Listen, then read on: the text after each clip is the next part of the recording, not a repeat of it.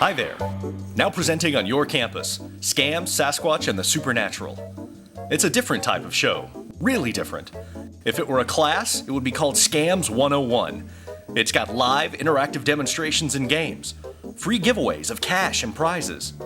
Best of all, you'll get insider information on unusual topics like aliens. Good question, Earthling. Street cons. Crop circles. And here's the thing. The circumference and the diameter change, yet the radius remains the same. ESP. How delightful! UFOs. What are they doing over there? Hey, look, we're getting a transmission from their ship. Bigfoot. In search of Sasquatch. That was a kick-ass in search of... Psychic mediums. He was a working man. He did work. Yeah. As I see water. Water and... Is there water? He was afraid of water. Right. And psychic surgery. It's hosted by magician Brian Brushwood, so it'll be funny, magical, and of course, bizarre. Your school is going to tell you that this is a lecture, that you'll be learning. Don't be scared. You'll be learning how to spot fakes and how to avoid getting ripped off. It's sort of like entertainment with a lesson. Kinda like Fat Albert. Brian Brushwood. All right. Thank you very much, Kim. By the way, Kim was incredibly nervous about doing that. She did a great job. Let's give Kim a big round of applause. All right, folks, my name is Brian Brushwood, and I'm here to talk about some unusual, weird stuff, and let me make it clear. So later on, we're going to talk about a lot of stuff that involves belief. I want to make it very clear that I'm not here to tell you guys what to believe. One of the greatest things about the world in which we live is that everyone is free to believe anything they want, and I think that's great. What I'm here to do today is give you guys a little unique food for thought and a different perspective on some stuff you may have heard of before. Now, we're going to start off right here. We'll do a little ESP demonstration. We'll do an experiment. I want everyone in the room to do me a favor, sit up nice and straight in your chairs, backs all the way straight. Excellent. Everyone take a deep breath in. Ready? Let it out. Excellent. Everyone close your eyes now. Now I want you to think of one specific object. It can be anything, anything in the entire world. It can be something obscure, something strange, something weird. It does not matter what it is. I want you to think of one specific object right now. Everyone in the room think of one object now, and I want you to focus on that object and open your eyes now. Now focus on that object. Project it up here into my mind, and let me see if I'm able to get any. All right, I'm getting an impression here. Someone here is thinking of a playing card. Who's thinking of a playing card? Right, we got a couple of people. Okay, of those of you who are thinking of a playing card, one of you is thinking of a black playing card, like a spade or a club. Which one of you is, guys? Oh, both of you are thinking of a black card. All right, one of you must, which one of you is thinking of the club? You're both thinking of a club. Excellent. Okay. And I tell you what, think of the value of the card, whether it's a high card or a low card. And I'm getting that it's a high card. One of you is thinking of a high card. A high card like a, in fact, I'm going to say, I don't know which one of you, but I'm betting one of you is thinking of the Jack of Clubs. Which one of you is thinking of the Jack of Clubs? Stand up. What are the odds of that? Give these guys a big round of applause. So what happened here? Now, if the title of the show is Hooray for Brian, he has ESP, that might be a pretty effective demonstration of my supernatural abilities. But if there's one thing I want you guys to take away from this talk, it's that no matter whether you see it in print, whether you see it on TV, whether you hear about it from a friend, if it sounds supernatural, if it sounds beyond what's possible, you better believe that you are not getting the entire story. And in this case, by the way, either of you guys, did I meet either of you guys before the show? Did I come up and talk to you guys? So we've never met before or anything, right? How did that happen? Now, the rest of the story, what you guys didn't get, is that before the show started, I asked Kim and Janae to go out and find someone in the audience and let them know that at the beginning of the show, Brian was going to ask people to think of an object. And if one of those people would think of the Jack of Clubs, I would give that person $5. Now, I don't know, how did we get two of them? Where are you guys? One was just lucky. One was one, which one of you guys was the setup? You were the setup, and you just randomly thought of the Jack of Clubs? That's so cool. I'm going to give you $5 as well, actually. There we go. Give these guys a big round of applause for cooperating. And sometimes it's just that simple. Now when you talk about scams, by the way, this is a very interactive presentation. If you guys have questions, if you have something you'd like to share, please feel free. Just raise your hand and be recognized, and then and we all have the floor here together. How many guys have heard the phrase shortchange before? Hands in the air. How many guys? Does anyone know what it means? Well, I tell you what, we'll actually illustrate it here. When you say shortchange, how many of you guys have a job where you work, or have had a job where you work at a cash register? Okay, good. This is an important thing to look at. I'm actually, this is the most distilled, simple version of a shortchange I've been able to find. I'm going to let it to kind of illustrate the concept behind it here for you guys. Hey, I need to get some change here. Let me get change for a 20. Okay, sure. 5, 10, 15, 16, 17, 18, 19, 20. Perfect. Thank you very much. Actually, I don't know what I was thinking here. I actually already have ones. I need to get rid of these. Tell you what, let me get $10. Okay, there you go.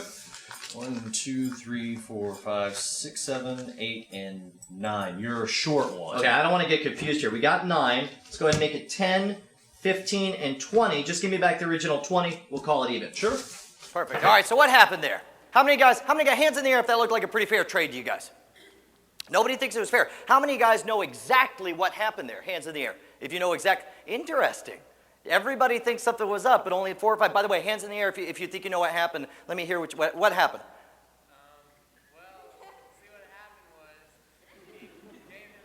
Okay, I assume what you're saying is that he ended up $10 ahead of the other guy. Is that what happened? There we go. I tell you what, you did a good job. By the way, I reward interactivity and piping up here. So even if even if you give a half-assed answer like that, I'm gonna, as a thank you for participating, I'm gonna give you a copy of my book, Cheats, Cons, Swindles, and Tricks: 57 Ways to Scam Your Friends. Here, give him a round of applause for helping out. All right. Yeah, what happened is a shortchange is anything that looks like a normal trade. It looks like a normal rational transaction, but in fact, one person is confusing the other person and using that confusion to get more money out of the register. And I'm going to explain how this works so you guys don't get fooled. This isn't a how-to guide for you guys to go out and start ripping people off. The first exchange is a real one. He really does trade $20 for a 10, 5, and 5 ones. Then he says, wait a minute, I don't need all these ones. Let me give you all these ones for a 10. And it looks right, but then upon counting, you see that there's 9 $1 bills instead of 10. Or maybe an alternate version might be that the 10th bill is a $10 bill instead of a $1 bill. There's some kind of confusion.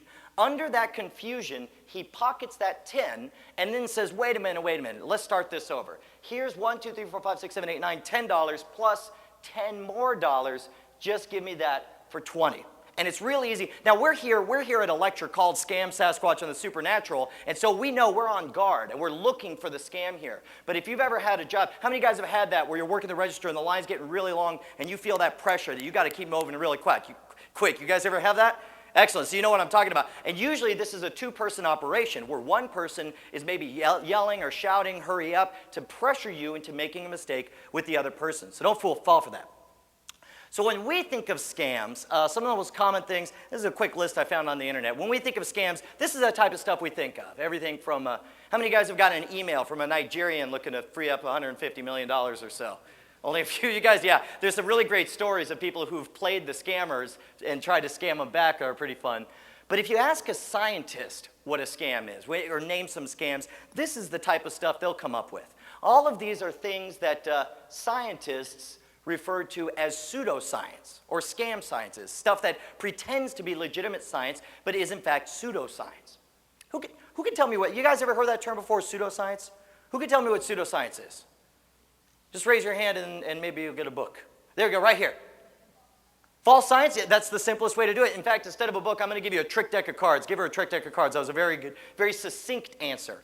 Another answer I found came from Dr. Michael Shermer, the guy who is the editor of Skeptic magazine.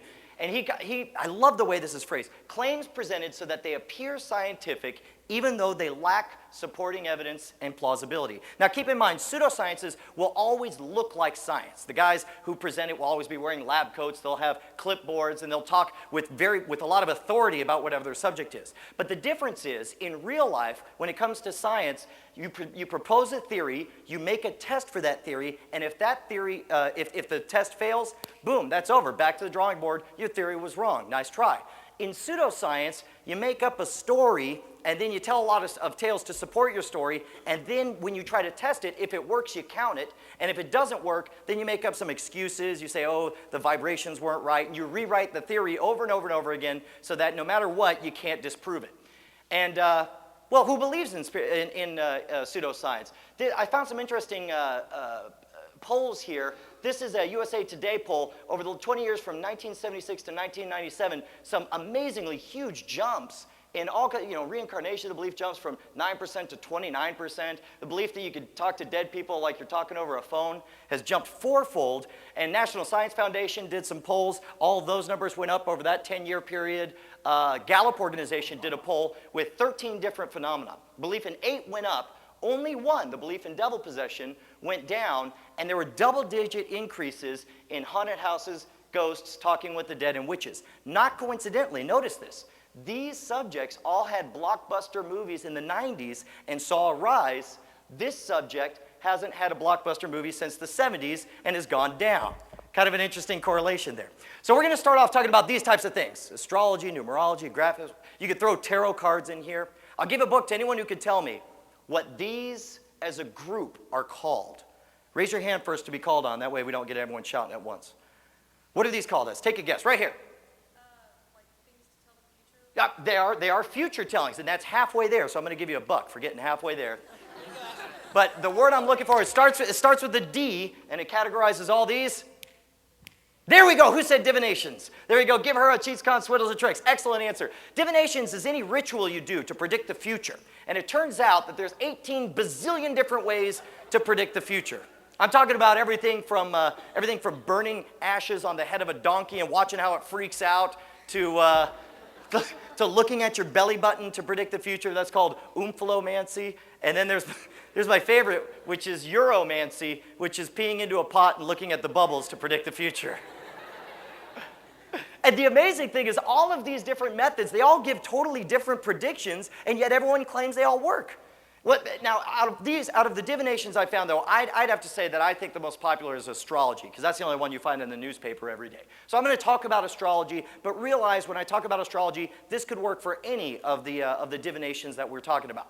So a lot of people don't know where astrology comes from. 3,000 years ago, the Assyrians noticed that the sun, the moon, and all the planets go across one line in the sky. We call that the ecliptic.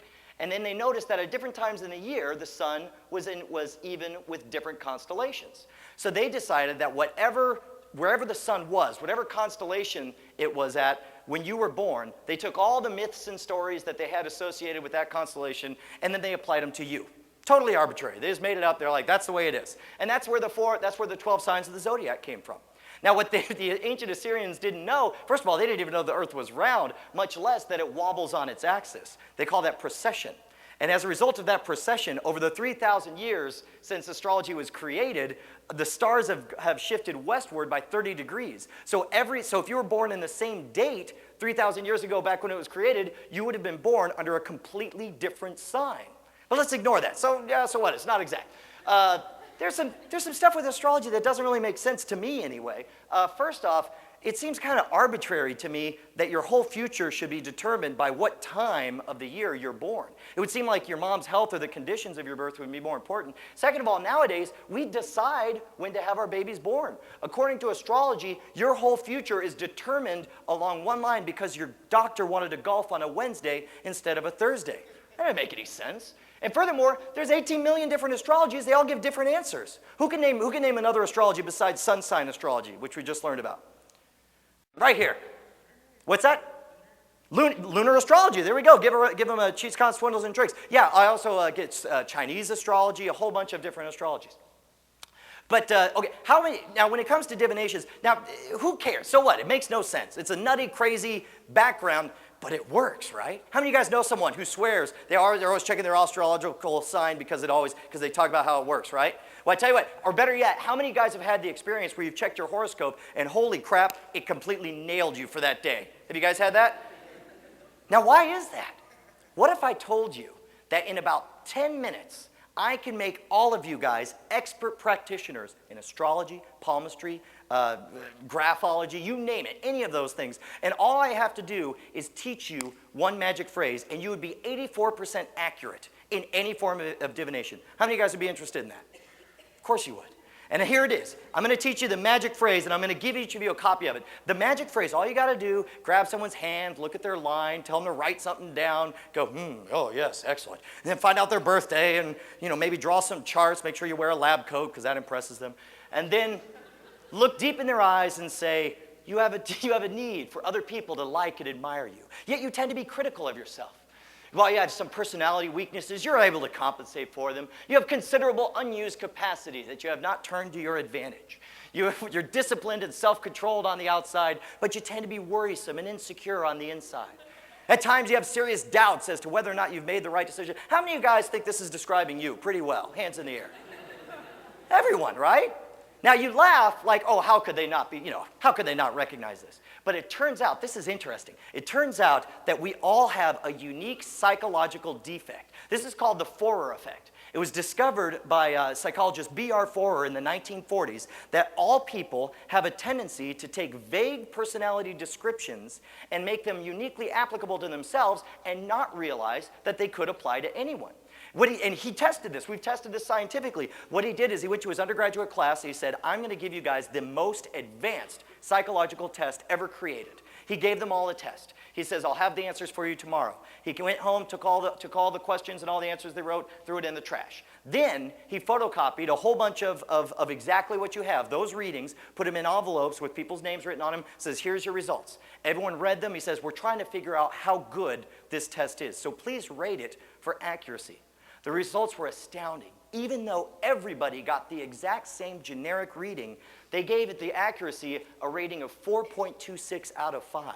And in the hundreds of times they've done this over and over since then, people always give that reading 4.2 out of 5 overall. 84% accurate. You are all graduates of the Brian Brushwood School of Divination. Give yourselves a round of applause. So it's that simple. Now, and now there's more to it as well, because that's only half the story. The other half is something that we call confirmation bias. This is another tick that our brains have. What we all have is a tendency to remember times that a theory has been right and to tend to forget the time that theories have been wrong. And for example, we all remember the one time that our horoscope was dead on, but we may not remember the times that it was kind of wishy-washy or not quite right. Now let me explain. For example, how many of you guys have heard the theory, hands in the air if you've heard that more babies are born under a full moon?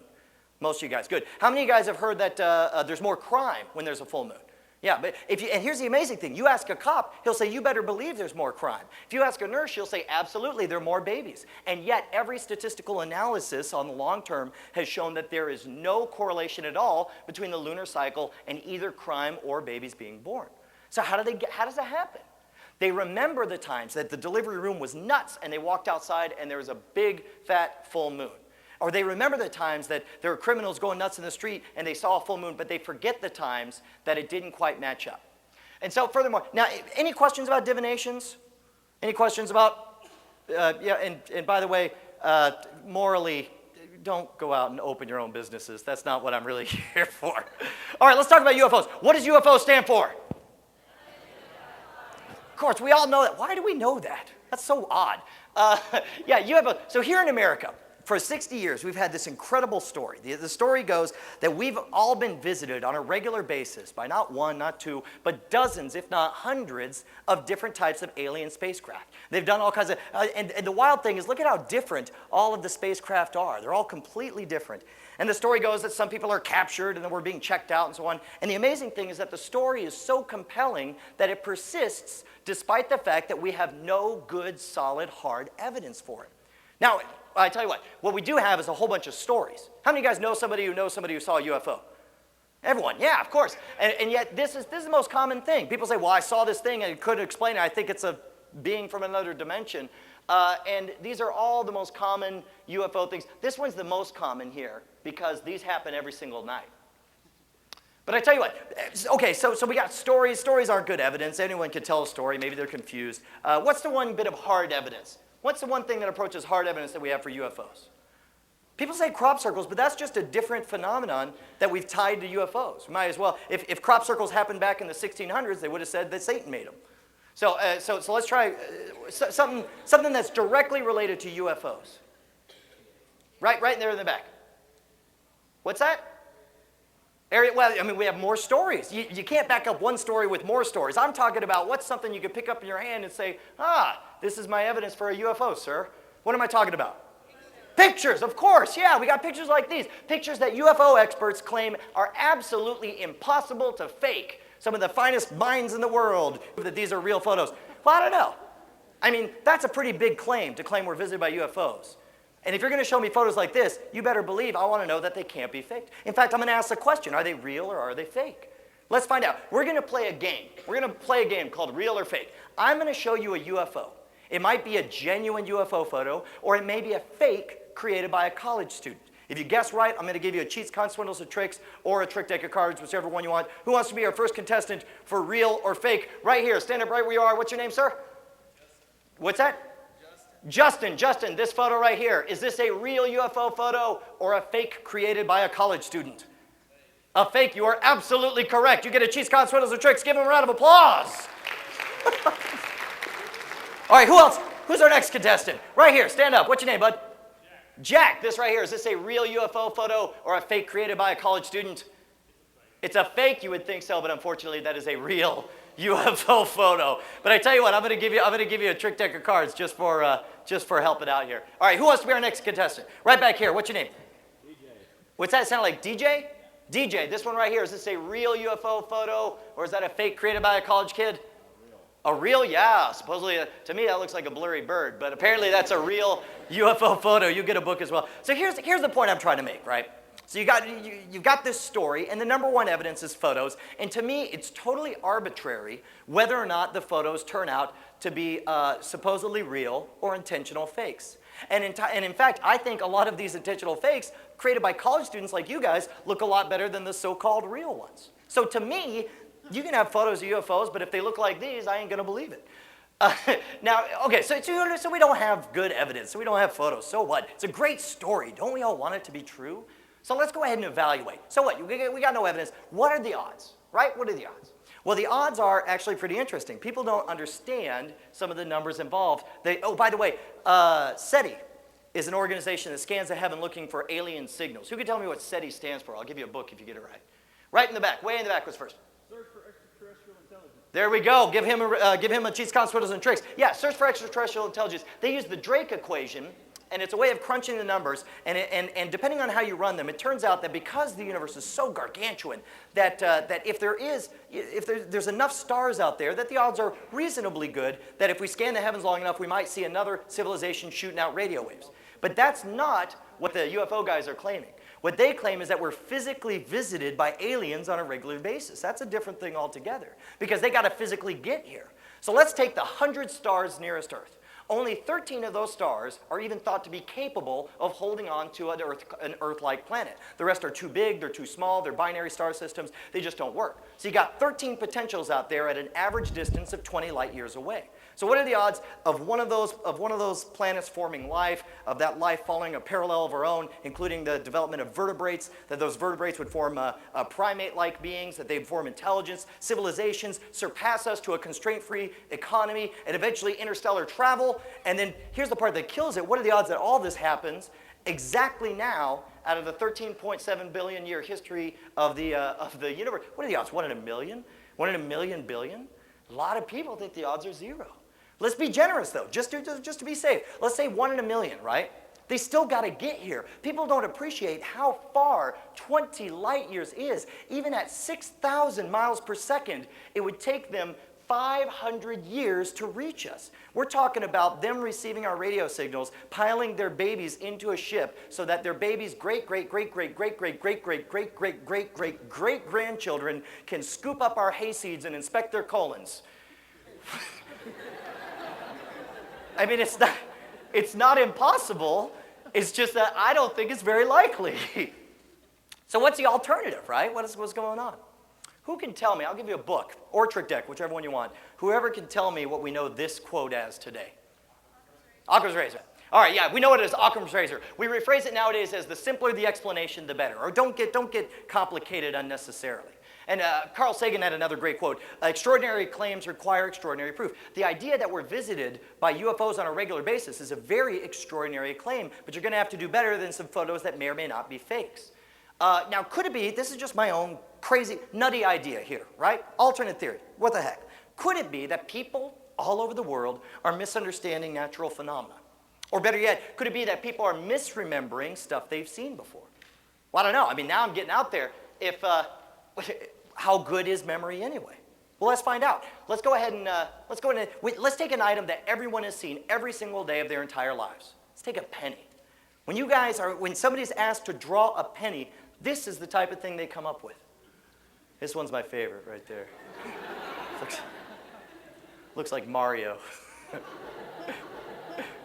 I mean, we laugh at them because they got us so wrong, but how many of us could do any better? I tell you what, who here can tell me which of these is the real U.S. penny?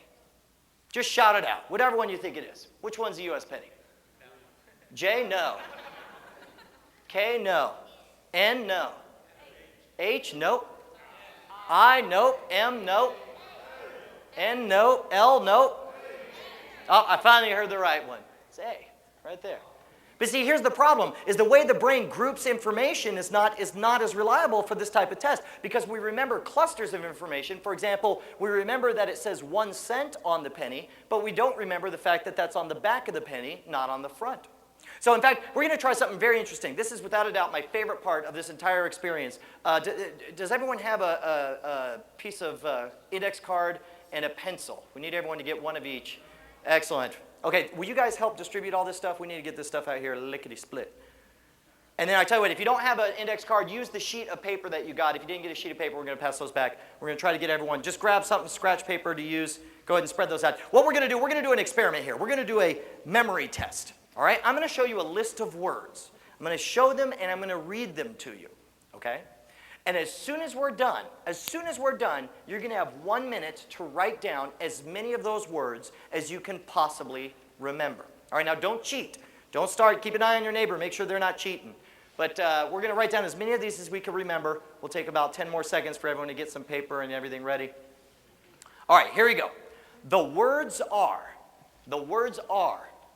sour, nice, candy, honey, sugar, soda, bitter, chocolate, good, heart, taste, cake, tooth, tart, pie. You got 1 minute to write down as many of those as you can possibly remember.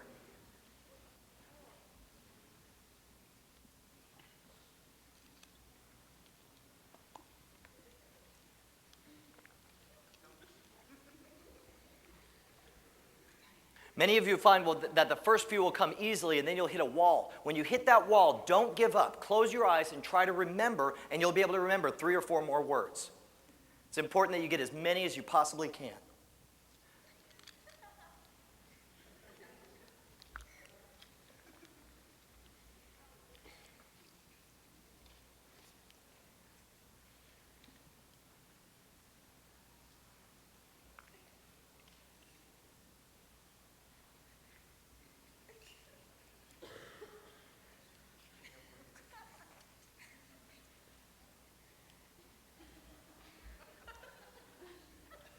All right, time's up. How many guys think you did pretty good? A few guys? How many guys wish you had a second chance? Okay, well, I tell you what, we're going to grant your wish here. Flip your card over or find a new place on the scratch pad. I'm going to give you a totally different set of words. And by the way, we'll up the ante here, saying whoever gets the most correct will get both a trick deck of cards and the book of scams. All right, so we got a little incentive here. You want to get as many as you can. All right, the second set, don't cheat here. The words are mad, wrath, fear, happy, hate, fight, rage, hatred, temper, mean, fury, calm, ire, emotion, and rage. You got 1 minute.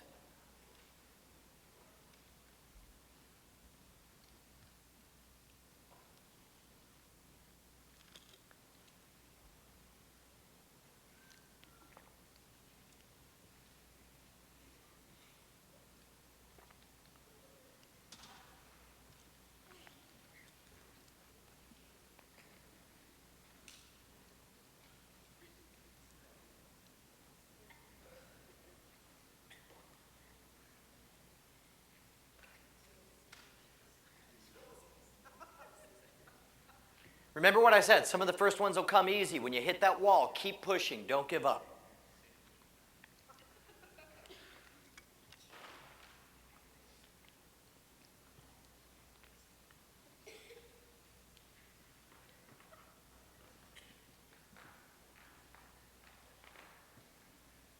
All right, time's up, time's up. All right, pencils down. Okay, how many guys think you did better on the second list than the first list? Good, because you knew what to expect, right? I tell you what, look at list number 1. Look at list number 1. Raise your hand if you got the word sweet on list number 1. Hands in the air. Look at almost all of you. Excellent. Now look at list number 2. Raise your hand if you got the word anger or angry on list number 2. Good, almost all of you again. If you raised your hand either time, you have experienced a false memory, because neither of those words were on either of these 2 lists.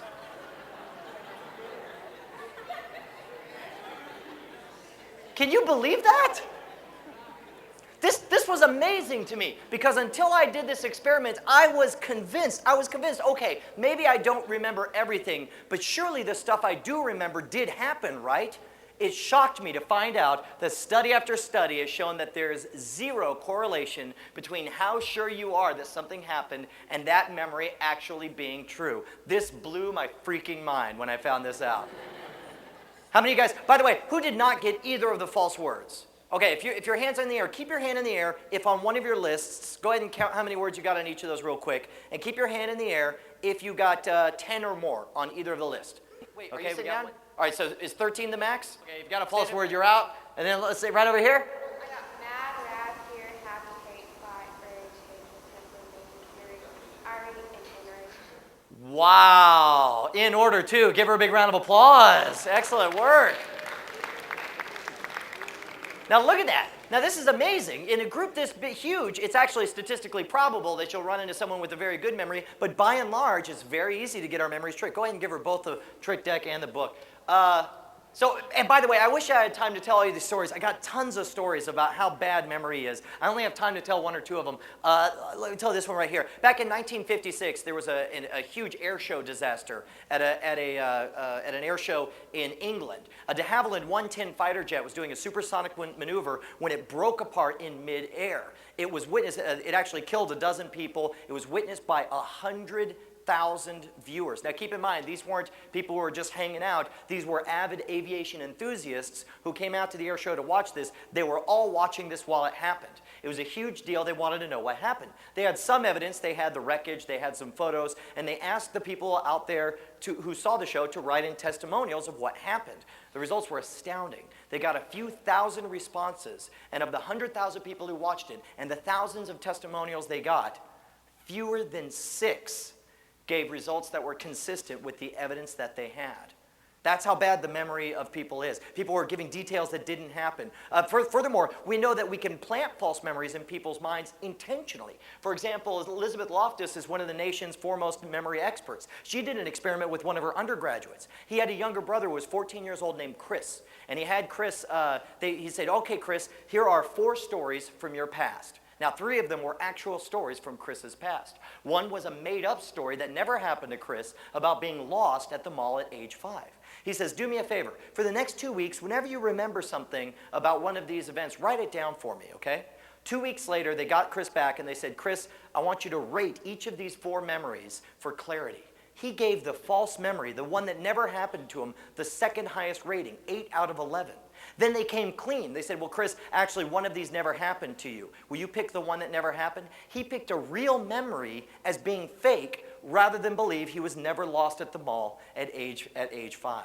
So keep in mind, especially when it comes to UFOs, we got photos that may or may not be fake, and we got stories that, in my mind, can way too easily be manufactured and talk to yourself. Any questions about UFO or memory? Excellent. Let's talk about crop circles real quick. I'll give you a book if somebody could tell me when crop circles first started popping up. There we go, right here. Give them a cheese, con, swindles, and tricks. Perfect. Yeah, 1970s is when they started off. And when they first started off, they were only loosely circles, stuff like this. In fact, people thought it was maybe a natural phenomenon, maybe a dust devil or a helicopter or something. And then this one, they call this a swastika pattern, was the first one to come out and obviously show that something intentional was being done in these crop circles. And then later on, all the way in the 90s, it became a huge deal. In fact, like this one here became the cover of a Led Zeppelin album. Nowadays, there are these incredibly intricate, beautiful patterns that pop up in some cases overnight. This one was an overnight job. And just beautiful. And nowadays, finally, we have some practical applications for crop circles as well. Everything from advertisements to self-promotion to card tricks.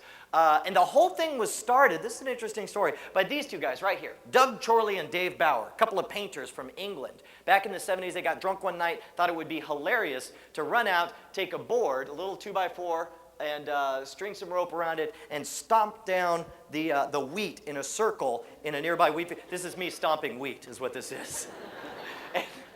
And sure enough, they were making the circle. They found that they could make perfect circles if one of them stood in the middle with a piece of rope and the other one took it all the way taut, and they did it like a compass. In fact, they figured out that any design you can make with a compass, you can actually make using ropes and boards inside wheat fields. Now, of course, the people who discovered these mysterious things and proclaimed, well, it must be UFOs because no human could make this. And what do you mean no human could make this? Oh, well, we tried it, and when we tried it, the stalks broke, but these are bent and grow at a mysterious angle. Well, first of all, I find it a little bit arrogant that just because you tried it and couldn't duplicate the results means it must be space aliens. But second of all, what these guys figured out is they figured out that if you waited until the rain came, until a big rain, there would be plenty of water inside the stalks of all that wheat. And then if you bent the wheat over, the wheat didn't break, but rather bent, and then continued to grow at a mysterious bent angle. By the way, this is an authentic photo of an alien making a crop circle right there. And I wish I could tell you more about. There's lots of really interesting stories about crop circles. If you're interested in the backstory, there's a great website. Go ahead and write this down. Circlemakers.org. Circlemakers.org. They actually have a beginner's guide, a tutorial to making crop circles. They even have a whole section on how to make sure that the UFO nuts think that it's a real, genuine alien-built crop circle. They think it's hilarious to fool the UFO people. Oh, another question people always ask real quick on crop circles. They say, well, if it's made by people, why don't they come forward and take credit? Well, I'll tell you why. It's freaking vandalism. You're ruining thousands of dollars of crops. You got a pretty good vested interest in not taking the blame on that one. Any questions about crop circles? Cool. Let's talk about something else. Let's talk about cryptozoology. Who could tell me what cryptozoology is? Right here. Finding what extinct animals is awfully close. I'm going to give you $1 for that. That would be paleontology, I think. But cryptozoology. Crypto is hidden. Zoology is studying animals. It's the study of hidden animals. Hidden animals like the Loch Ness Monster or El Chupacabra or fairies. This is an authentic picture of fairies from the turn of the century. This is a very successful scam until they found the exact storybook where those fairies are cut out of, and then they kind of had to come clean. Or unicorns, vampires, werewolves, and of course, the holy grail of any cryptozoologist, Sasquatch, Bigfoot. They call him the abominable snowman when he's tootling around the Himalayas. They call him Mapinguari when he's hanging out in the Amazon. They call him Yowie when he's hanging out in Australia, or Yeti all across Asia. This guy gets around. How many of you guys have seen this photo before? Does anyone know where this photo came from? Right here. It's from a movie. Yeah, a lot of people don't know this. It's from an 8mm film. Give her a trick deck of cards. That's a good answer. An 8mm film shot in the 60s. It's called either the Gimli film or the Patterson film. A lot of debate about this. Nothing short of finding this exact costume is going to settle it one way or another. But recently there's a book that came out. It was a huge biography about Patterson, one of the co-creators of the film. And this guy went around and interviewed anyone who ever had dealings with Patterson. And every single person had a story about how Patterson screwed them in some way. So there's a dubious origin, this film is. And even then, it's a great photo here, but remember what we learned about UFOs. It could be faked pretty easily, and so as a result, I'm not going to take that as completely good evidence. What other evidence do we have? We got 18 bazillion different types of Sasquatch footprint, which could mean that there are 18 bazillion different types of Sasquatches, right? Or it could mean that there are 18 bazillion different types of hoaxsters who have different ideas as to what a Sasquatch footprint would look like. Furthermore, and by the way, I don't think that all of these are necessarily intentional fakes. I think a lot of times, if you start off assuming that something's true, you're going to find evidence to support that. If you start off believing there's a Sasquatch in your backyard, and then you see a sinkhole, and you go, ooh, I bet that's a Sasquatch footprint. And you fill it in with plaster, you're like, well, that doesn't look right. So you chisel it down, and you're like, yeah, that looks better. And pretty soon, you end up with something like that. It's very easy to fool yourself. And we'll talk a little bit more of that in the future. But for right now, what's the other evidence we have? Well, like the UFOs, we've got 18 bazillion different stories of people who've encountered. How many of you guys know someone who has seen a Bigfoot? Only a few people. Normally a lot more people have. But I want you to consider the following. How many of you guys have heard that phrase, well, they can't all be wrong, right? You mean to tell me that all million people who claim to see Sasquatch are wrong? Well, let's take a look at that. We actually have an interesting case here. In 1979, in a zoo in Holland, a panda bear cub was going on display. It was a huge deal. They brought the panda bear cub in, they were about to show it, and then the day before this exhibit was to open, the panda bear cub escaped. So they contacted the newspaper, they said, we got to get the word out. There's a panda bear cub on the loose out here in Holland. Call this number if you see him. 2 hours before the newspaper hit the stands, they found the dead body of the panda bear cub. It had been run over by a train right behind the zoo. But it took 2 days to update the story. And in the 2 days they were updating the story, they received over 1,000 phone calls of people who saw the panda bear cub, even though it was never even there. So when you hear people say, well, they can't all be wrong, no, we have factual evidence that yes, they can and have all been wrong before. Furthermore, we saw this here in the United States as well. You guys remember the DC sniper suspect, right? They made the mistake of saying, we think he's in a white van. For 2 weeks, they couldn't get anything done. The switchboards were jammed. Everyone was saying, yeah, I saw him, and he was shooting people and ran off in his white van. They couldn't get anything done, and it turns out he wasn't even in a white van. He was in like a freaking El Camino or something. It's like you couldn't be more wrong. So there is a problem. We all see things. Furthermore, what do we not have? We don't have any Sasquatch bones, no Sasquatch poop, no dead Sasquatches. You would think sooner or later one of those would have to turn up. And to me, this is the most damning evidence. The most damning evidence is recently Ray L. Wallace, one of the biggest promoters of Bigfoot, died at the age of 85. And when he died, his family finally felt like they could come clean. That back in the 1950s, he paid a carpenter friend of his to make some giant wooden Sasquatch feet that he could strap on over his shoes, and he went stomping around. This is me being Ray Wallace. He went stomping around the forest and said, ooh, Sasquatch footprints. And he got his name in all the newspapers by offering $1 million reward for a baby Bigfoot. That's easy to do when you know you just made it up. He had a lot of fun at everyone else's expense. And to me, it's pretty big. It's a pretty heavy blow to the Bigfoot myth. Any questions about any of the monster hunting?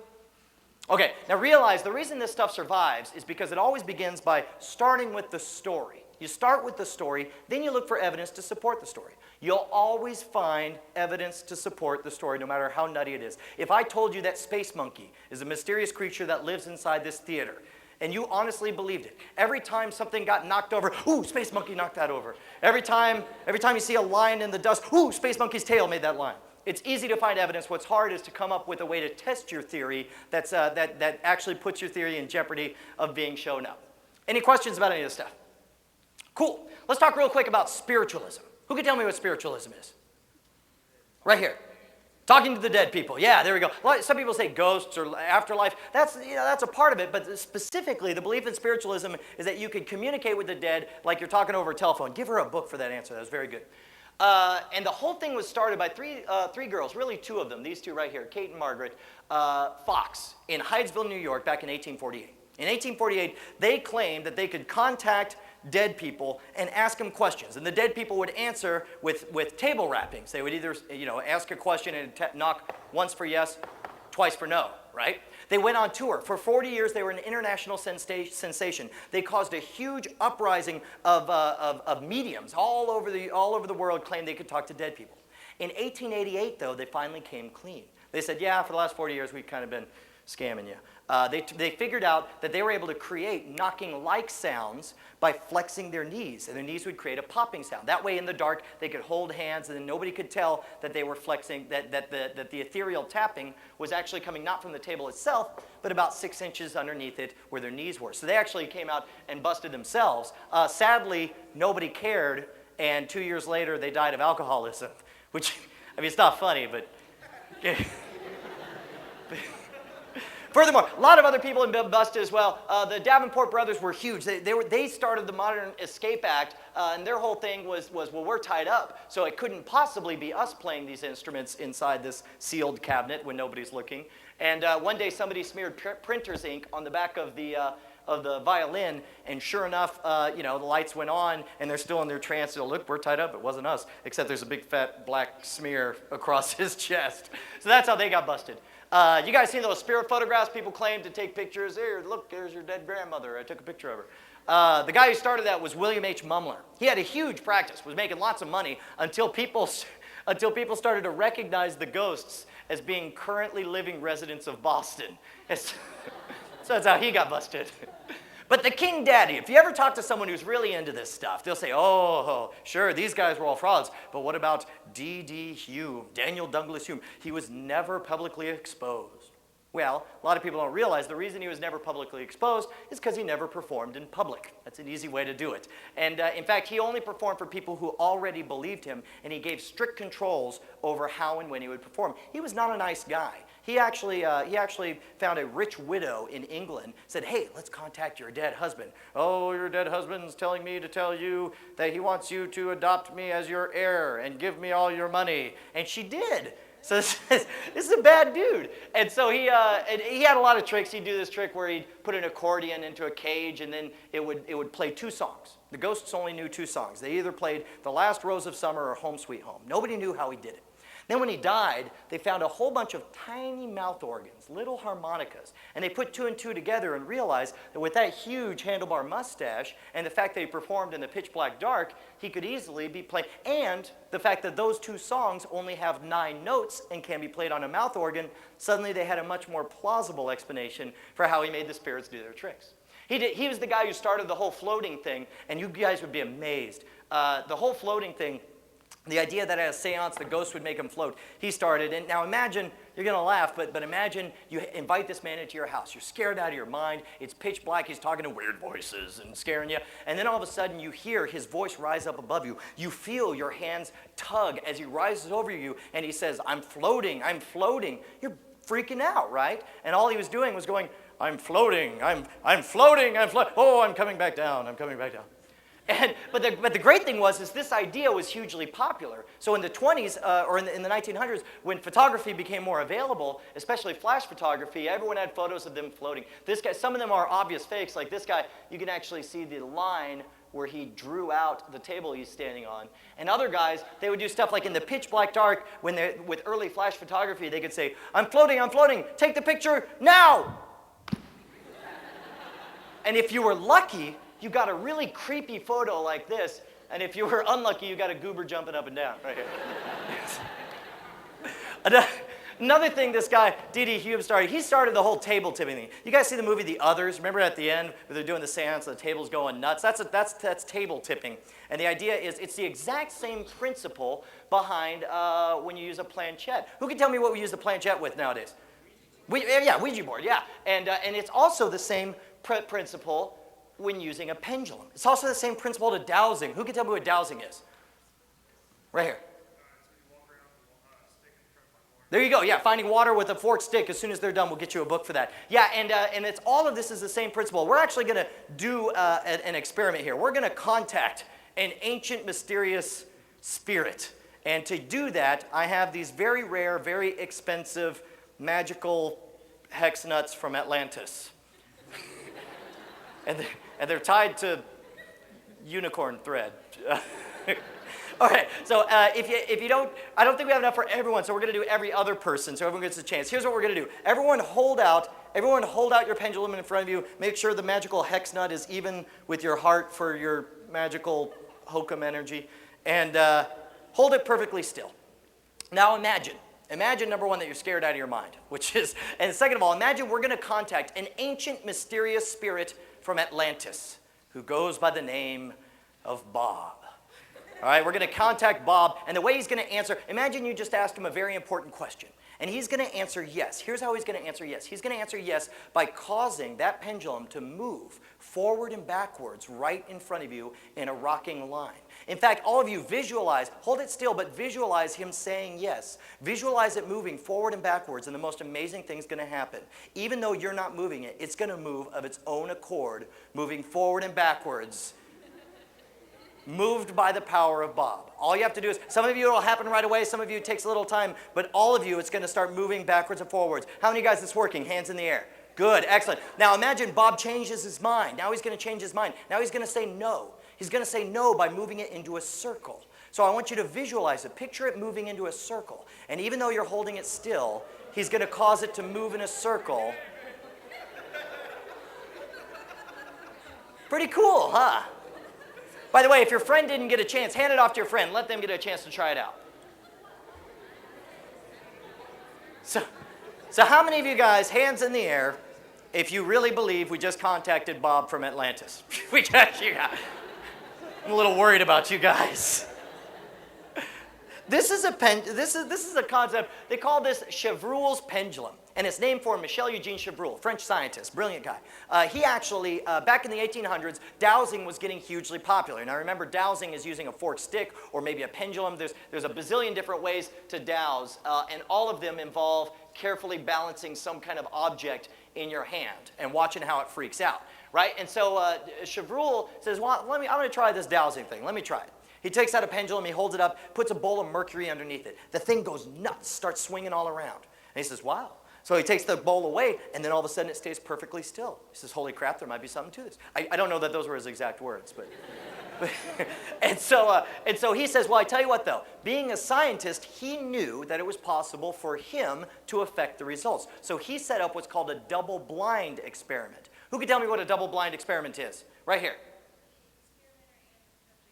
There we go. Both the experimenter and the subject don't know what the expected outcome is. Yeah, that's an important part. So he set up a partition so he couldn't see. He held out the pendulum. He had an assistant behind the partition either set an empty bowl down or set down a bowl of mercury. He didn't know which was which. And once he didn't know, he got no response whatsoever. So he figured out quite correctly that what the human mind visualizes in detail, the body can't help but make small micromuscular movements that are in accordance with that. And those small micromuscular movements get amplified over the pendulum or the balanced object and cause it to move in ways in accordance with what you expect. This is called the ideomotor response. Now, I'm sorry to say, those were extremely expensive magical hex nuts from Atlantis, so I'm going to have to ask for those back. If you'll pass them all down to this side, I know. If you want to try this at home with your friends, just take your necklace, take a ring, stick it on your necklace. It'll work just as well. Any questions about Chevreul's pendulum or the ideomotor response? By the way, on dowsing, there have been lots of people who... How many of you guys know somebody who swears by dowsing? Or know somebody who, where it's like, well, what about this? He took the fork and it found the water. How do you explain that, Mr. Brian? And the answer is, well, there's a lot of different answers. First of all, it could be that everywhere in the field there was water, right? Or it might be that it may be that you have a good intuitive guess as to where water might be. And because after all the dowsing does is show you what you expect to see. Any questions about dowsing? Cool. We've seen recently a resurgence in people who claim to talk to dead people. How many of you guys have seen on TV somebody who claimed to talk to dead people? Don't mention their names. Yeah, these guys, they use, who can tell me what the number one technique is they use? I like that. Who said guessing? That was a good one. Here, give him a trick deck of cards for that. It's a form of guessing that magicians call cold reading. And part of it is guessing, and part of it is careful, artful manipulation of words. In fact, I worked really hard to try to explain cold reading, and then as I was in the middle of working it, there was a television show that so perfectly nailed what cold reading is that I don't think I could ever beat it. So I'm actually going to have this television show explain to you how cold reading works. No, you can't run your life based on what some douchey psychic said. They all just use a technique called cold reading. They've used it for hundreds of years to make people believe them. Hey, whoa now, John Edward is for real. No, he's not. Yeah, my sister told me he knew our mother's name and when she died.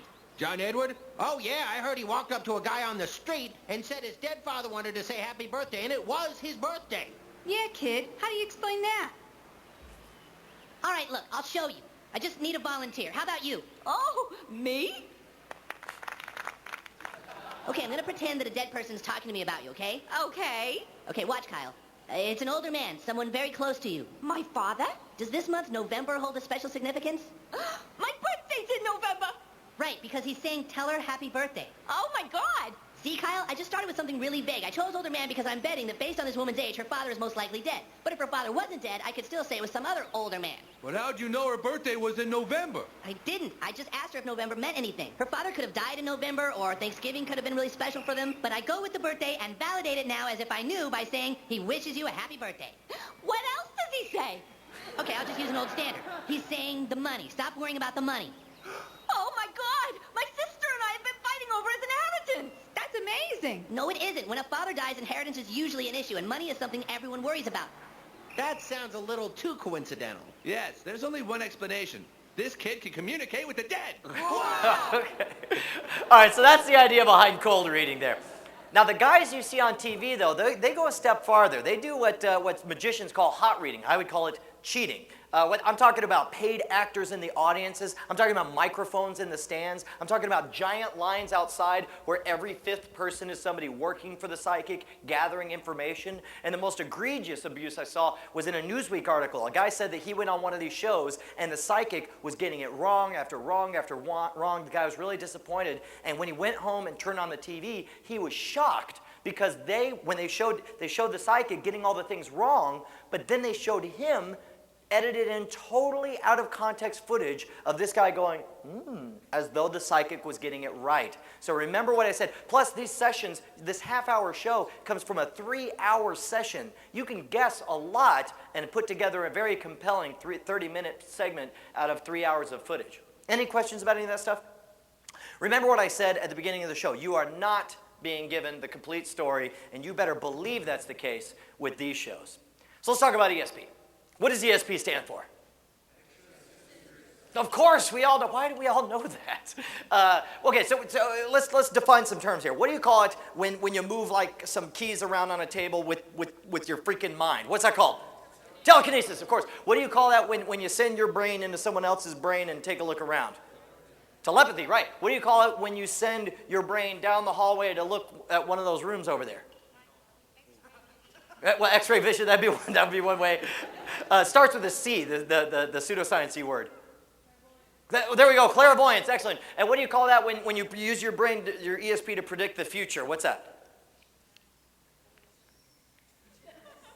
Precognition, exactly. Yeah.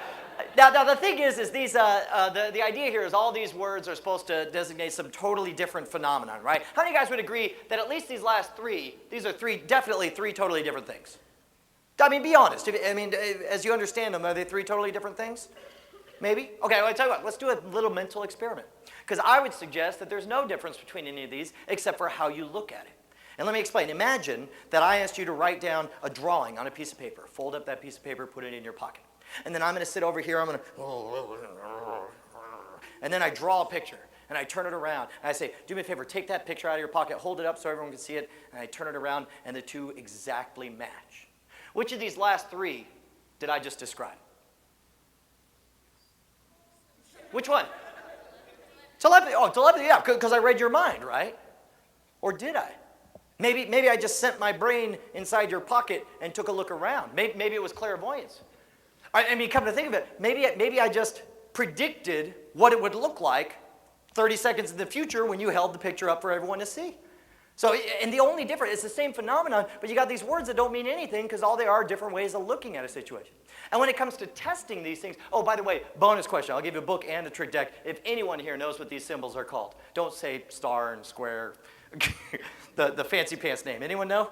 Okay, nobody ever knows. They're Zener symbols. Everyone always says, oh, those are the symbols from Ghostbusters. These were developed in the 20s for ESP experiments. But the thing is all the ESP experiments that you hear about, They all boil down to one thing. They boil down to you got these ESP guys who do their ESP trick while a bunch of scientists sit in another room and watch. If the scientists cannot detect any natural means whatsoever between these two performers, then must be ESP, right? How many of you guys think that's a pretty good way to do it? Be honest. We say no, what's wrong with it? Huh? Well, I mean, I'm using the word performers. That's my word. But we're talking about anyone who claims to have ESP. What if, well, I tell you, let's make it better. Let's say that now, instead of just a committee, let's say we have 100,000 people. 100,000 people all over here, all of them watching every single angle at once. There is absolutely no physical anything between the two of them now. Is that going to convince you of ESP? No? Why not? I'll tell you why. Because the only thing that we know for sure that this proves is that these guys are able to fool these guys. That's the only thing we know for sure. And I'm sad to say that when it comes to fooling people, there's no easier group to fool than scientists, because scientists are truth seekers. They're not guys who are in the business of fooling other people. Go to a magician when you talk about this. So I tell you what. Let me illustrate what I mean here. I need somebody to help me out with an ESP experiment. Let me get. Actually, we already used you for something. Let me get. Actually, I'll use you for something. We'll use you right here. Excellent. Come on up here. What's your name? What's your name? Casey. Casey, come on up here. We're going to do a little ESP experiment. I have here a deck of cards. I apologize. They're just a normal-sized deck of cards. I wanted to get some jumbo cards. But you can see there. Are you guys able to see those symbols? They're the ESP symbols, like from the beginning of Ghostbusters. Come on up here, Casey. We're going to do a little ESP experiment here. Go. She comes bounding to the stage in a blinding burst of speed and enthusiasm. All right, Casey, do me a favor. Out of all these cards, I want you to choose any one. Whichever one calls to you, go ahead and pull it out. All right, now don't let me see. I'm going to look all the way over here. Go ahead and look at it. And in fact, take your time and show the audience. Hold it up nice and steady so everyone in the audience gets a look as well. And don't let me see it, but stick it right back there in that deck of cards. That's a big squirt.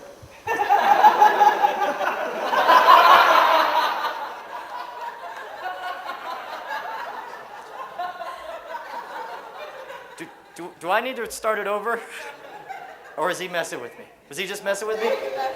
He's messing with me? Okay, so it wasn't. Or maybe you're messing with me now.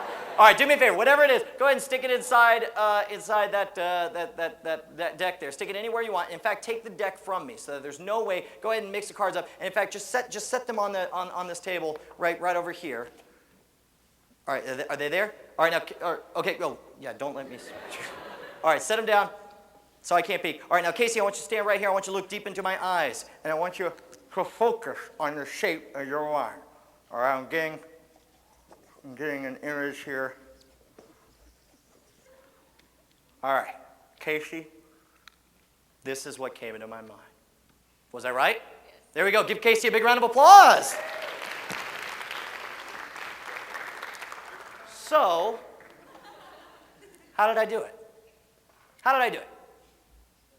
What do you think? You got a guess? What's your guess? Yes. Yeah, it could be a guess. That's a very good answer. You're the first person to ever suggest a guess. No, it wasn't a guess. You got somebody back here. Confederate in the audience, that's another idea. Right here? What's that? The whole deck is stars. Yeah, it could be a rigged deck. Or maybe if it's not stars, maybe there's symbols on the back that let me see what she picked. Yeah. Or what other ideas? What else you got? A setup? Yeah, it could be that she paid. No, we didn't work anything out in advance. I didn't bribe her. The actual method... From my perspective, why don't you see what it looked like from my perspective? Imagine you're here, you're facing this way, turn around, and this is what I saw. Couldn't be easier, right? Now, I on purpose put together, this is freaking grade school magic cheesy easiness. I on purpose made it as easy as possible to show how simple a trick can be to fool some very intelligent people, which I consider you guys to be. And keep in mind, there's a friend of mine back in the 70s was part of a project where his job was to go out and fool scientists into thinking he had real ESP powers. He got these scientists to stake their reputations on the fact that he was the real deal and he was proof that ESP and telekinetic powers existed. Then he and his Confederates all came clean and said, yeah, we've been scamming you, but we did it to make a point. So we actually have plenty of cases. But see, now, and what I'm trying to tell you here is anytime you hear about somebody proving ESP, blah, blah, blah, blah, blah, just remember that you're either going to find there are good controls on the experiment or you're going to find impressive results. You'll never find both in the same thing. And there's tons of stories, I wish I had time to tell you, about people who may or may not have been cheating, but certainly there was no strict controls. Back in the 60s, there was these Gansfeld experiments. I'm going to skip over this, it's kind of boring. But there's a very questionable on the techniques here. Just know that anyone who's made a concerted effort to study the methods used by parascientists has walked away disappointed.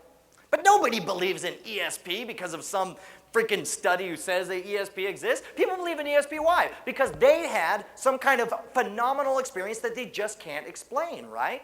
How many of you guys have had that where maybe you want to call your friend, so you walk over to the phone, you pick up the phone, and there's no dial tone because they're already on the line? How many of you guys have had that?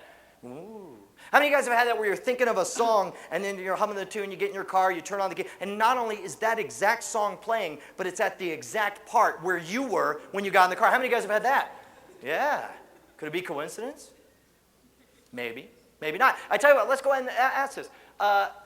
The thing is, when it comes to this, I want you to realize that very few people outside of mathematicians have a good intuitive understanding of probability. Probability is one of those things that is very hard to get a good, correct grasp of. And keep in mind that the odds of one coincidence, for example, the odds that tomorrow afternoon at 2:15 p.m. I'll get into my Jeep Grand Cherokee here in Arkansas, I'll turn on the radio, and it will be exactly halfway through the Humpty Dance from 1988. The odds of that are very, very low. But the odds that sooner or later there's going to be some kind of coincidence that's absolutely amazing, the odds of that are actually very high. And we can test this. Let's go ahead and try this out. How many of you guys would be surprised if just in the first 5 or 6 rows, 2 people here had the same birthday? Would you be surprised? A little bit surprised? I tell you what, let's find out. How many people? We got maybe 25 people here or so. I tell you what, we'll go ahead. If you hear your birthday, we'll go and call it birthdays. If you hear your birthday, raise your hand. Just stand up real quick. Mine's January 17th. What's yours? September 9th. September 19th. September 19th. 19th. Look at that. I'm the same. I'm 19 too. Oh, you're 19th. You said, wait, you're 19, you're 19, and you're 19. That's weird. So what are the odds? Ooh, what are the odds, right? Well, let's go ahead and ask. What are the odds? People think of, our intuitive understanding of probability would say if you got 23 people, there are 365 days in a year, 366 if you want to count a leap year, and so the odds are 23 out of 365, right? And if you got 35 people, then the odds must be 35 out of 365. It's amazing. The actual odds for 2 people in a group of 23 are 50%. And when you go to 35, it jumps to 85%. When you go to 42, it jumps over 90%. It's amazing. And so this is a case of your intuitive understanding being wrong. Let's do another one. Who wants to help me with a little idea here? A little quick experiment. You, sir, right here. You don't need to come up here on stage. What's your name, though? Steven. Steven, I want you to imagine I have a totally fair quarter here, right? I flip that quarter 10 times in a row. Which of these is the most likely results? That it would be heads, heads, heads, heads, heads, heads, heads, heads, heads, tails, heads, tails, heads, tails, heads, tails, heads, tails, heads, or tails, tails, heads, tails, heads, heads, heads, tails, heads, tails? C. C. How many of you guys would agree with C? That C is the most likely. Would you be surprised to find out that all 3 of those are equally likely? And we can prove this. Let's look at it. What are the odds that the first one's going to be heads? What are the odds that the first one's going to be heads? 50-50. What are the odds the first one will be tails? What are the odds the second one will be heads? What are the odds the second one will be tails? All the way on, all the way across. Now, the problem is the way the brain works is that we look at these and we say, oh, well, I've never seen that. And I don't think I've seen that. But I'm pretty sure I've seen something like that before, right? And so we decide that that's the most likely. It's a flawed way to do it. By the way, thank you. Give him a cheats, cons, swindles, and tricks for that. That was a very good answer. Any questions about this probability stuff? Here's my personal belief. My personal belief that in this infinite universe that we live in, that strange coincidences are not only likely to occur, but sooner or later are bound to occur. To me, it would be more amazing if bizarre coincidence didn't happen once or twice in somebody's lifetime that was too amazing to be believed. Any more? Oh, and here's a little more food for thought, just something for you guys to take home and think about and argue about with your friends. When it comes to ESP, furthermore, when you think of ESP, what organ does everyone say senses ESP? Anyone says the brain. Brain has no sensory capacity whatsoever. During open brain surgery, you poke a brain doesn't even notice. All the brain's job is to interpret the signals from the other sensory organs. We have eyes to see. We have skin to feel. We have noses to smell. And yet the brain, all it does is interpret those signals. So the brain can't sense anything. Furthermore, none of our experiments even try to detect the ESP, whatever it is. You know, if we, for example, let's say I wanted to prove to you that we have this thing called sight. Well, what's one way to do it? Maybe I could say, well, there's this thing called light that goes into your eyes. We can measure the light using this device. But we don't have that with ESP. What we do instead is we don't try to detect how it works. We just try to play games with cards and dice. And if you win, hooray, ESP's real. You play games with cards and dice. If this had any merit whatsoever, then that means that we are running the world's largest ESP experiment in Las Vegas. And time after time in the long run, nothing but the laws of probability are winning. These casinos operate on margins as small as 0.5% probability, and they're able to stay in business. If precognition or telekinesis or any of these things had even the smallest effect on the game, these guys would be out of business. And yet, the laws of probability always win. Furthermore, there's a magician named James Randi who has $1 million in escrow currently waiting for anyone who can demonstrate any type of ESP or psychic phenomena under double-blind test conditions. So far, nobody's come any close. Any questions about any of this stuff? Cool. This is my favorite section here. We're going to wrap things up by talking about some scams that might hit you on a very personal level. And I want to talk about some health stuff. Now, I use the word scams here, and that might get people upset. Who can tell me what homeopathic, what do you think of when you think of homeopathic remedies? Oh, I see what you're nervous about. It's a Baptist university, I understand. All right. Who can tell me what do you think of when you think of homeopathic medicine? Well, witch doctor, that's one side. What's the other side? What do you think of? Homeopathic medicine, most people tell me that they think of herbal remedies like St. John's wort, echinacea, and all that stuff. Oh, it's herbal, it's all good, right? A lot of people don't know that homeopathic remedies was created back in the, that's kind of funny because now it looks like,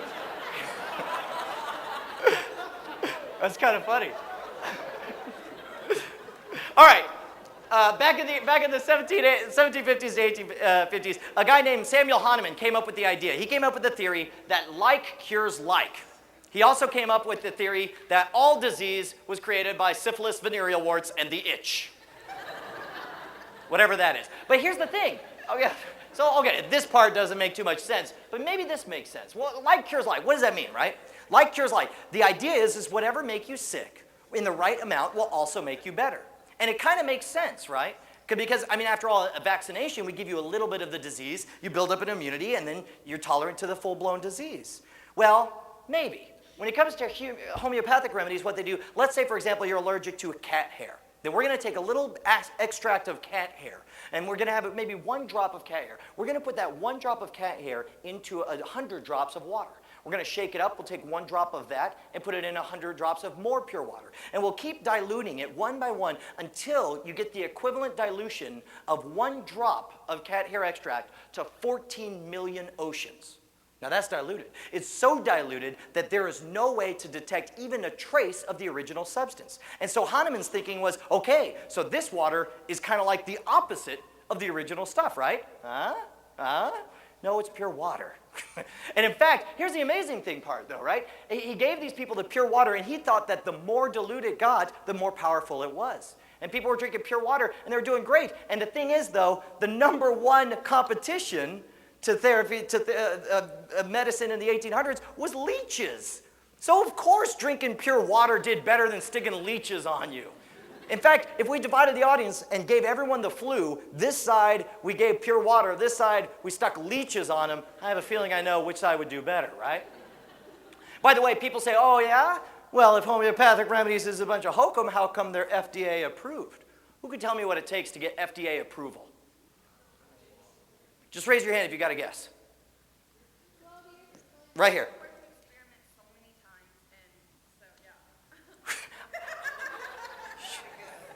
I'll give you $1 for offering something. There we go. Actually, the only thing it takes to get FDA approval is you got to prove that it can't hurt you. That's it. And I'm pretty sure it's not too hard to prove that a sugar pill or pure water won't hurt you. Furthermore, so let's talk about something different. So now here's the weird thing. As nutty as the belief is behind homeopathic remedies, they seem to work. How many of you guys know someone who swears by homeopathic remedies? Yeah. Well, if it's just a bunch of hokum, how come it works there, Mr. Brian? Well, let's find out. Before we do, though, let's talk about magnet therapy. What do you think of when you think of magnet therapy? What's that? Oh, yeah, is Ozzy Osbourne into magnet therapy? I didn't know that. Yeah, you think of relieving aches and pains, right, with straps and all this stuff. It was started by Franz Anton Mesmer back in the 1700s. He had this theory that all illness was caused by your magnetism being out of alignment. So he would put on these robes, and he'd sit someone down, and he'd wave these magnets in a mysterious way over them, and then they'd say they felt better. And he did great. Yeah, this is me being Franz Anton Mesmer. Then one day he got the idea, well, instead of using magnets, why don't I try just using some iron bars? And it was just as effective. And he realized that the magnets had nothing to do with it. It was the ritual of deciding they were going to get better that made the difference. And nowadays, magnet therapy is a huge business. It's a $5 billion health industry. You can get mattresses with magnets in it. You can get suits with magnets sewn in it. You can get wristbands, all that stuff. And if you ask these magnet guys how it works, they'll give you one of two answers. They'll say either it attracts blood to the affected area, or it aligns the water molecules to improve in circulation. How many of you guys have heard one of those explanations from somebody into magnets? Well, you know what? Both of these are testable because these magnets are about as powerful as kitchen magnets. So let's take this first one here. Imagine you took a kitchen magnet and held it up right here to your wrist. If that first claim was true, when you took the magnet away, what should you see? A hickey, yeah, or a redness or a flushing. It's anything that indicated that more blood was drawn to the area, but you won't see that. And this one right here, there was one engineer from General Electric who said that water molecules jostle so much that for this to be true, we would need a magnet 13,000 times more powerful than any created by man to date. So the odds of this one being true, not very likely. So let's take the other side. Now keep in mind, most of these magnets are very, very weak. Like I said, they're kitchen magnets, basically. Let's take the opposite. Let's take an MRI. What's an MRI stand for? Magnetic resonance imaging, exactly. These magnets are so mind-bogglingly powerful. They're 200 times more powerful than a kitchen magnet. Now, what does that mean? It means they're so powerful that when doctors first got them, they didn't understand how powerful they were. There are cases where they turn on the MRIs and oxygen tanks whip across the room and injure the people inside the MRI. There are stories of doctors who forget that one's running, walks in with a pen inside his pocket, it tears out of his shirt pocket across the room and impales itself into the leg of the guy in the MRI. MRIs are so freaking powerful that women are not allowed to wear mascara because the magnets pull the mascara off of their freaking faces. And yet, do you know what the #1 use for MRIs to study is? Circulation! If magnets had any effect on blood flow whatsoever, my guess is you couldn't use the most powerful magnets we have to study circulation. How many of you guys have had an MRI? Did you have any severe side effects? Because after all, if you take 1 aspirin to get rid of a headache, what happens if you take 200 aspirin? My guess is that magnets don't do anything. That's just my opinion. But yet, how many of you know somebody who swears by magnet therapy? What's going on here? Let's talk about one other thing, therapeutic touch. Has anyone even heard of therapeutic touch? Anyone heard of this? Do you guys know, can anyone explain it to me? The idea behind therapeutic touch is that these practitioners, they sense your aura, and then they detect your aura, and they arrange your energy in a more pure form so you feel better. It looks like a mime applying suntan lotion. And it's expensive. These guys charge anywhere from $20 to $80 to come wave their hands over to you and make you feel better. And in fact, it's big business too. The Pentagon granted $250,000 to study it. At 80 hospitals in North America, you can pay a lot of money to have people wave their hands over you. And the whole practice was called into question by a 4th grader named Emily Rosa, who took the fundamental tenet of therapeutic touch and questioned it. She said, okay, you detect auras. Well, let's try this. So she got 30 therapeutic touch practitioners, set up a partition, gave them a chance to detect her aura. Oh, yes, yeah, it's an interesting aura you have. And then stick both your hands through there. She flipped a coin and either held her hand over one side or the other, and asked which side she detected the aura on. And they always had an answer, oh, it's on this side, oh, it's on this side. The results were astounding. The results were 44% accuracy, less than you would have expected by random guessing. Her results were published in the Journal of the American Medical Association. She's the youngest author to ever be published in that publication. And yet, people seem to think, or people who do therapy, has anyone done therapeutic touch? Did it work? Oh, it didn't work for you? Most people will say it would work. Why do these things work if they don't make any sense? Well, our best guess is because it's something, well, actually, first of all, by the way, let's go ahead and since I taught you how to shortchange people, I'm going to teach you guys how to make your own business with any kind of quack around it. Come up with a crazy therapy, right? No matter what your crazy therapy is, keep in mind that there are only 3 things that can happen with any illness. What are those 3 things?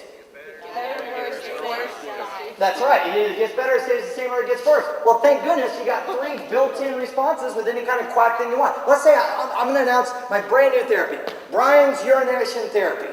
For $100, no matter what your illness is, I will cure it by peeing on your face. All right? It's expensive because there's only so much to go around. All right. Now, wait. You got some lung cancer? Come on over. I'll pee on your face. All right? Oh, your lung cancer went better? Well, thank goodness it worked. Oh, wait, your cancer's the same? Well, I stopped the progression. And if it gets worse, well, I just need to pee on your face a few more times. So no matter, and you keep doing this over and over and over again until either they die or get better. Either way, you move on to the next guy and you made plenty of money. That's the idea. Now, part of the reason these things seem to work is also something they call the placebo effect. Who can tell me what a placebo is? Right here. It's like a sugar pill. It's something fake. There you go. It's a fake. It's a nothing. It's a sugar pill. It's the placebo, and it comes from the Latin for I shall please. Here's the amazing thing: is that the placebo effect is so powerful that it's actually a problem in pain relief studies. Because if all you guys had headaches and we gave half of you Advil, maybe 50 or 70% of you guys will report pain relief. If we gave the other half of you nothing, but said we were giving you something, 30% of you guys would say it worked just as well. What?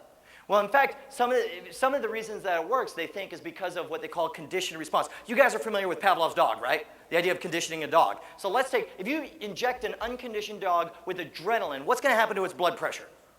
It's going to go straight up, right? There's another drug called acetylcholine that does the opposite. If you give a dog acetylcholine, his blood pressure goes straight down. Now let's imagine we do a Pavlov thing and we condition the dog. Every day at 3 o'clock, we flash a light, we sound a siren, and we inject the dog with acetylcholine. Every day its heart rate goes down. Then one day we do a switcheroo. We flash the light, we sound the siren, and instead we inject the dog with adrenaline, and amazingly, the drug has the exact opposite effect of what you would expect. Even though you're injecting the dog with adrenaline, the conditioning is so strong, it'll relax. We've done this with people, believe it or not. For example, arachnoiditis is a very painful condition of the spine. People can't sleep because their body hurts so bad. So they actually give them an IV of Novocaine to numb them so they can sleep. And so there have been people who say, I can't sleep, I need the Novocaine. Well, here you go, son. I'm hooking up the Novocaine. See it, see it, see it? It's just saline. It's a nothing. And sure enough, the guy goes, oh, that's the stuff. Goes right to sleep. And furthermore, they think part of the placebo effect is behaviorally based, because after all, when you're sick, there's a certain way you're supposed to walk, a certain way you're supposed to go, I'm sick, I feel this way. But if you take something to get well, I took a pill, right? So I'm supposed to be better, so I'm going to stand up straight. I'm going to start talking like I feel great. I'm going to breathe deeply, and sure enough, I'm going to feel freaking great. And furthermore, using placebo effect, doctors have been able to eliminate warts. Asthmatics who are having attacks were able to dilate their bronchial tubes. Colitis patients saw a 50% reduction in the inflammation of their intestines, all using absolutely nothing but the belief that they were about to get better. Isn't that amazing? Doctors think that the placebo effect, even though they don't understand why it works, they think that it's a big part in everything from acupuncture, aromatherapy, bioharmonics, the whole gamut. Any questions about any of that health stuff? Cool. Let's talk about one other thing. We're going to talk about psychic surgery. Anyone ever hear of psychic surgery? So the idea is that there are these practitioners. This is huge, by the way, in the Philippines. You go to a hotel that might call itself a health spa or something, and for $1,000, somebody will cure your terminal or severe chronic illness by doing something very unusual. They'll use their ESP powers to actually reach inside you and remove the illness. Let's actually do a demonstration of this. Who wants to actually help me with some psychic surgery stuff here? Let me get a guy to help me. preferably a big fella. Here we go, this guy right here. Give him a big round of applause as he comes up here on stage. Come on up here. Excellent. As he comes bounding to the stage in a blinding burst of speed and enthusiasm. Hey, buddy, my name is Brian. What's your name? David. All right, now, David, I want you to imagine that you are on your last leg. You have some kind of severe chronic illness that's debilitating your life. Did that just happen, or is that your illness? Did that just happen? Oh, it's your illness. Okay, excellent. Obviously, you have a fatal case of a hurt leg. Okay, it was David, right? A lot of people don't know this, David. Welcome to Brian's clinic right here in the Philippines. I'm going to cure what ails you. A lot of people don't know this, but your illness in your leg is a manifestation of bad energies inside your bellies that come across as tumors. And I'm going to cure you of these tumors. Do me a favor. I want you to have a seat right here on Dr. Brian's table. I want you to go ahead and scoot your butt over here. We're going to plant your head right here on this pillow. I wouldn't shake that quite so much. That's not as stable as you might think. All right, there we go. Excellent. Now, David, I want you to lift your shirt all the way up. Arch your back as well so it gets all the way. There you go. Lift all the way up. Excellent. Pull this out. There we go. Excellent. Here we go. Get this all the way up. There we go. Excellent. Now, we're going to protect your clothing here because we care here at Brian's amazing clinic. Excellent. We're going to put this right on top. Do me a favor, David. Plant your arms right here on top. Excellent. Now, the idea is, as I mentioned, all of your illness, everything that's bad, that you don't like about your body, everything that's going wrong, is all because of some tumors lodged deep within your belly. So I'm actually going to clean you off here first, and I apologize. That's cold stuff, isn't it?